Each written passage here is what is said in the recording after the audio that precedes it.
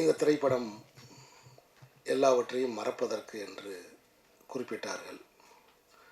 ஆனால் இந்த படத்தை பார்க்கும் பொழுது, இந்த ட்ரெய்லரை, இந்த பாடல்களை பார்க்கும் பொழுது எதையுமே மறக்க முடியாது என்கிற உணர்வுகள் தான் எனக்கு தோணுச்சு. ஜன்னலிலிருந்து நீங்கள் பார்க்க வேண்டாம், எங்கள் வீட்டுக்குள் வந்து பாருங்கள் என்று தயாரிப்பாளர் அவர்கள் சொன்னார்கள். உங்கள் வீட்டில் அல்ல, உங்கள் மடியில் படுத்து இந்த கதையை கேட்பது போல இருக்கிறது. இதை பார்க்கும் பொழுது என்னோட கண்ணு அப்படியே ஒரு நிமிஷம் கலங்கிருச்சு. ஒரு ட்ரெய்லரை பார்த்து நான் கண் கலங்கியது இந்த அந்தோணி திரைப்படத்தை பார்த்தேன். நண்பர்களே, இந்த படத்தின் தயாரிப்பாளர் யார் எனக்கு தெரியாது. இசையமைப்பாளர் ஐயா இசைஞானி இளையராஜா அப்படின்னு மட்டும்தான் எனக்கு தெரியும். 2 இளைஞர்கள் என்னை தேடி வந்தாங்க. அதில் தம்பி ஜெனேஸ்வரன் என்னை பார்த்தான். தான் இலங்கை மண்ணில் ஒரு படம் எடுத்திருக்கிறதாகவும், அந்த படத்துடைய ஆடியோ வெளியீட்டுக்கு நீங்கள் வரணும் அப்படின்னு என்கிட்ட கேட்டுக்கிட்டான். நான் அந்த இளைஞனை ரொம்ப ஆச்சரியமாக பார்த்தேன். ரொம்ப கொஞ்சம் வயசுள்ள ஒரு இளைஞன். அங்கே ஒரு சினிமா எடுத்து அந்த படத்தை இங்கே இருக்கிற தியேட்டர்களில் விநியோகிக்கிறதுக்கு வந்திருக்கான் அப்படிங்கிறது எனக்கு தெரிஞ்சிச்சு.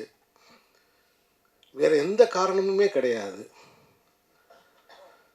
ஒரு அழிந்து போன ஒரு நாட்டிலிருந்து, அழிக்கப்பட்ட ஒரு நாட்டிலிருந்து 2 இளைஞர்கள், ஏன்னா போர் முடிஞ்ச சூழலில் இந்த 2 இயக்குனர்களும் எப்படி ஒரு 5 வயசு 6 வயசு இருக்கும்னு நினைக்கிறேன்.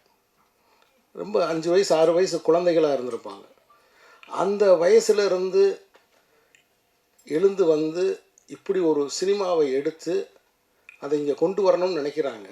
ஸோ இலங்கையிலிருந்து வருகிறோம்னு சொன்ன ஒரே ஒரு காரணம்தான் நான் இந்த விழாவில் கலந்து கொள்வதற்கு காரணம்.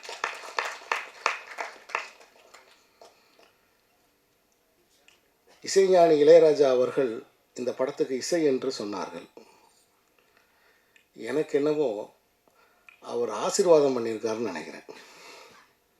இசையமைச்சிருக்காருன்னு சொல்கிறத விட ஹி பிளஸ்டு அப்படி தான் நான் சொல்கிறேன். ஒவ்வொரு அந்த பாட்டு, அந்த ட்ரெய்லருக்கு போடப்பட்ட அந்த பின்னணி இசை, அதை பார்க்கும்போது என்னோடய உள்ளுணர்வு அதுதான் சொல்லுச்சு. ஒரு நாடு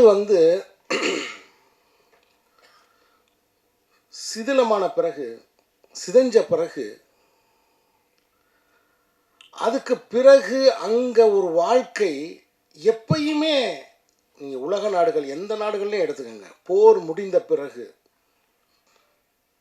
அல்லது போர் முடிந்ததாக அறிவிக்கப்பட்ட பிறகு அந்த நாட்டில் வாழ்க்கை அப்படிங்கிறது எப்படி பார்த்தாலும் கேள்விக்குறிதான். அங்கே ஒரு தனியனோட இருப்பு அப்படிங்கிறது கேள்விக்குறிதான்.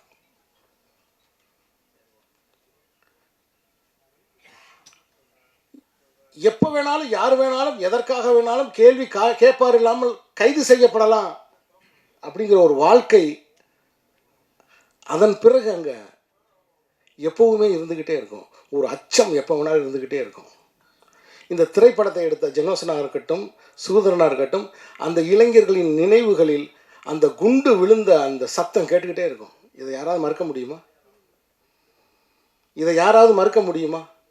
அப்போ உளவியல் ரீதியாகவும் பொருளாதார ரீதியாகவும் அதிகாரத்தின் பக்கம் இருந்தும் ஒரு அடக்குமுறையை சந்தித்து வருகிற ஜனங்களின் கலை வடிவமாக தான் இந்த அந்தோணியை நான் பார்க்குறேன். இந்த படத்து அந்தோணியை நான் பார்க்குறேன். ஏன் இன்னும் விடுதலை புலி அமைப்பை தடை செய்த அமைப்பை ஏன் இந்தியா இன்னும் அதை அந்த தடையை நீக்க மாட்டேங்கிறாங்க? விடுதலை புலிகள் தான் இல்லைன்னு தெரிஞ்சிருச்சே. விடுதலை புலிகளில் யாரும் உயிரோடு இல்லை. ஏன் அந்த தடையை நீக்காமல் இருக்காங்க? நான் இதுக்கு முன்னாடி சொன்னேன் இல்லையா, யாரை வேண்டுமானாலும் கைது செய்யலாம், அதுக்காகத்தான். அதனால தான் அந்த தடையை அவங்க இன்னும் நீக்காமல் இருக்காங்க. நான் யாரோடும் உடன்பட்டோ அல்லது முரண்பட்டோ இங்கே நான் பேசலை, என்னுடைய கருத்தை நான் சொல்கிறேன். சமீபத்தில் பத்திரிகைகளில் நான் பார்த்தேன், இன்னும் அந்த வழக்கு நடந்து கொண்டிருக்கிறது, இன்னும் அந்த தடையை நீக்கம் பண்ணலன்னு. அது காரணம் அதுதான். நண்பர்களை, முதலில் இந்த படத்தில் பணியாற்றிய அந்த ஒளிப்பதிவாளருக்கு என்னுடைய மனப்பூர்வமான வாழ்த்துக்கள். அந்த கடலையும் அந்த அலையையும் அந்த வாழ்க்கையையும் அப்படி கண் முன்னாடி கொண்டு வந்து தத்ரூபமாக அதை கொண்டு வந்து வச்சுருக்கார். அதே மாதிரி இந்த படத்தில் நடிச்சிருக்கிற என்னுடைய அருமை நண்பர் வின்சென்ட். இனிமேல் வின்சென்ட், உங்கள் பேர் வந்து அந்தோணி வின்சென்ட். நான் வின்சென்ட்டை நான் மன்னிப்பு கேட்டுக்கிறேன். நீ இவ்வளவு சிறந்த ஒரு நடிகன்னு எனக்கு தெரியாமல் போயிடுச்சு, என்னை மன்னிச்சது. ஏன்னா ஒரு 2-3 படம் நான் நடிக்கிறதுக்கு கூப்பிடுவேன். அப்போ ஒரு நார்வேயில் இருப்பார், ஸ்ரீலங்காவில் இருப்பார், சந்திக்க முடியாமல் போயிட்டு இருந்துச்சு. ஆனால் அவ்வளவு கண்ட்ரோல்டாக ஒரு முழு படம் பார்த்த ஒரு திருப்தி எனக்கு இந்த ட்ரெய்லரில் எனக்கு கிடைக்கிது. ஒரு ஆக்டர், ஒரு கம்ப்ளீட் ஆக்டர் தான் அந்த எமோஷன்ஸ் ஹோல்டு பண்ண முடியும். ஒரு சின்னதாக நிமிர்ந்து பார்க்கணுன்னா கூட அந்த எமோஷன்ஸ் அதில் கொண்டு வர்றாரு அதில். ஸோ எனக்கு நவயுக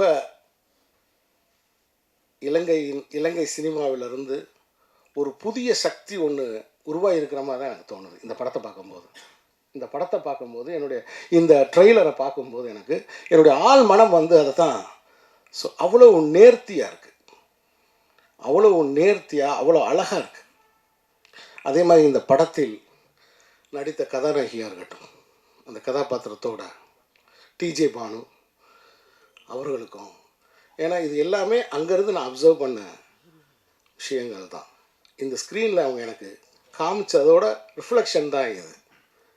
ஸோ அப்படி இந்த அற்புதமான அந்தோணியில் ஒரு தோணி இருக்குது. அந்த தோணி கண்டிப்பாக கரையேறி வரும், அந்த நம்பிக்கை எனக்கு இருக்குது. இந்த ட்ரெய்லரை பார்த்த உடனே இந்த காவியத்தை எப்போ நம்ம பார்ப்போம் அப்படிங்கிற ஆர்வம் எனக்கு உண்டாயிருச்சு. கண்டிப்பாக இந்த ட்ரெய்லர் நீங்கள் பார்த்தீங்கன்னா உங்களுக்கு அந்த உணர்ச்சி உண்டாகும். ஆகவே ஒரு திரைப்படம் அப்படின்றது எதையும் மறக்கிறதுக்கு இல்லை. ஏன்னா இன்றைக்கி வாழ்க்கையே எல்லாமே எதனால் நிகழ்த்தப்படுகிறதுனா ஏதோ ஒன்றை மறைக்கிறதுக்கு, எதையோ ஒன்றை நம்ம பார்த்துக்கிட்டு இருக்கோம். எதையோ ஒன்றை ஏன்னா பேசினாலும் காசு, பார்த்தாலும் காசு, ஒரு தாகம் வந்துச்சு தண்ணி வாங்கி குடித்தாலும் காசு, பாத்ரூம் வந்துருச்சு போனாலும் காசு. மனித வாழ்க்கையில் எல்லாமே பணம் சம்மந்தப்பட்டுருச்சு. ஸோ அப்போ நீங்கள் பார்க்க வைக்கப்படுகிற உலகத்தில் இருக்கீங்க, நீங்கள் கேட்க வைக்கப்படுகிற ஒரு உலகத்தில் இருக்கீங்க. ஒட்டுமொத்த மனித வாழ்க்கையை அபிப்பிராயங்களை உருவாக்குவதும் அபிப்பிராயங்களை அழிக்கிறதையும் வேடிக்கை பார்க்கறதில் கொண்டு வந்து வச்சுட்டானுங்க.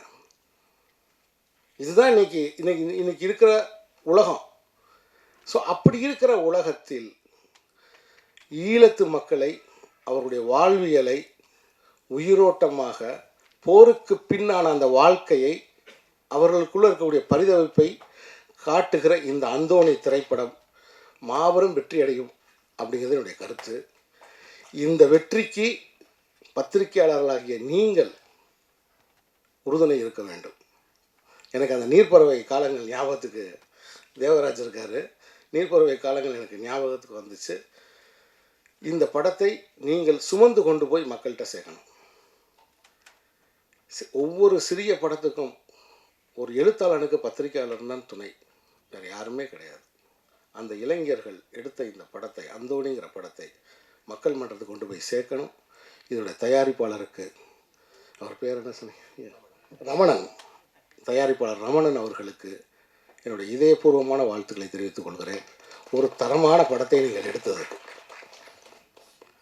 படத்தின் இசையமைப்பாளர் அவர்களுக்கு என்னுடைய இதயபூர்வமான வாழ்த்துக்கள். இப்படி ஒரு இசையை தந்ததுக்கு நன்றி, வணக்கம். Thank you sir, thank you, beautifully sir. அடுத்தபடியாக சார் சொன்ன மாதிரி தான் ஒரு மன்னிக்கணும், எப்பயுமே எங்கள் அம்மாவை மறந்துட்டேன்.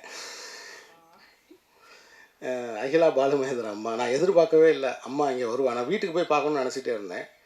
ஏன்னா போன புத்தகம் நான் எழுதின அந்த தயைங்கிற புத்தகம் வந்து நான் அந்த அம்மா அம்மா தயை இல்லை, நதி அழகி, நாதன் பதிப்பகம் வெளியிட்ட நதி அழகின்ற புத்தகத்தை அம்மாவுக்கு தான் நான் டெடிகேட் பண்ணியிருந்தேன், அகிலா பாலுமகேந்திரன் அம்மாவுக்கு. எப்படி சொல்கிறது, ஒரே வார்த்தையில் சொல்லணுன்னா, நான் மதுரையில் ஒரு அம்மாட்ட வளர்ந்துக்கிட்டு இருந்தேன். சென்னைக்கு வந்ததும் அந்த அம்மாட்ட வந்துட்டேன் நான். எனக்கு இன்னும் என் அடி வயத்தில் வந்து அம்மா எனக்கு போட்ட சாப்பாடு சூடாக இருக்குது. அகிலா பாலுமகேந்திரன் அம்மா எனக்கு போட்ட சாப்பாடு இன்னும் என் அடி வயத்தில் சூடாக இருக்குது. அம்மா இந்த விழாவுக்கு, ஏன்னா அம்மா வந்து யாழ்ப்பாணம், மட்டக்களப்பு, அம்மா வந்து மட்டக்களப்பு. ஸோ அம்மா வந்து இந்த வெளியீட்டு விழாவுக்கு வந்தது உண்மையில் எனக்கு அவங்களுக்கு பார்க்க கிடைச்சது எனக்கு ரொம்ப ரொம்ப சந்தோஷம். ஏன்னா நான் எடுக்கிற எல்லா படத்துக்கும் நான் அம்மாவை போட்டு காமிப்பேன். இப்போ எடுத்து வச்சுருக்கிறது இடி முழக்கம் மட்டும் இன்னும் போட்டு காமிக்காமல் இருக்கேன். ஏன்னா அது வந்து அம்மாவோட கொள்கைகளுக்கு கொஞ்சம் எதிராக இருக்கும். ஏன்னா இப்போ இங்கே ஃபெஸ்டிவலுக்கே நம்ம படம் எடுத்தோம்னா லைஃப்பில் இருக்க ஃபெஸ்டிவல் எடுத்துருவாங்க போல தெரியுது. அதனால் வந்து அது கொஞ்சம் கமர்ஷியலான படம். அந்த படம் ஒரு 5 பாட்டு 5 சண்டை அப்படின்னு அது ஒரு மாதிரியான ஒரு படம், அது த்ரில்லர் படம் அது. அதனால் அதை இன்னும் கொஞ்சம் காமிக்காமல் நான் இருக்கேன். நன்றி.